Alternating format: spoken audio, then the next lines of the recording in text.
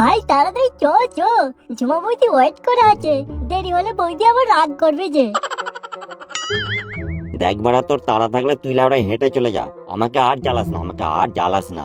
তোর আগে যে আমাকে ব্যবহার করেছে সেও আমাকে অনেক জ্বালিয়েছে, এবার আমাকে একটু শান্তি দে ভাই, একটু শান্তি দে। ওরে খ্যাপা, তোকে সুখ শান্তি দেবো বলেই তো বৌদির কাছে যাচ্ছি। বৌদি যখন তার 12 হর্স পাওয়ার ইঞ্জিনটা নিয়ে তোর রোডে এসে বসবে, তখন তো তুই স্বর্গ সুখে ভেসে বেড়াবি রে লাউড়া। এই এই একদম না, একদম না। আমার এই জংধরা রোডে অত বড় ইঞ্জিন একদম বসাবি না ভাই।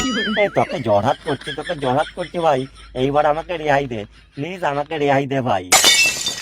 এই চুপ করতে লাউড়া, সবসময় খালি উল্টো পাল্টা কথা বলেই যায়। শালা অনেকদিন বাদ আমি বৌদিকে রোডে বসানোর সুযোগ পেয়েছি পূজায় ঘুরতে নিয়ে যাবো বলে, আর ওর বয়সে এক কথা। আচ্ছা তুই আমাকে একটা কথা বলতো, আমার মতো এই জংধরা রোডে জুমাবুদে কেন বসতে যাবে? সে তো দেখলেই পালিয়ে যাবে, তাই না? ওরে বালমুখো সাইকেল, তোর রোডে জং ধরেছে তো কি হয়েছে, আমার রোডে তো আর ধরে নে। আমার রোড যে পরিষ্কার ঝকঝকে চকচকে, আর সেই জন্যই তো ঝুমা বৌদি আসবে তাড়াতাড়ি ছুটে ছুটে।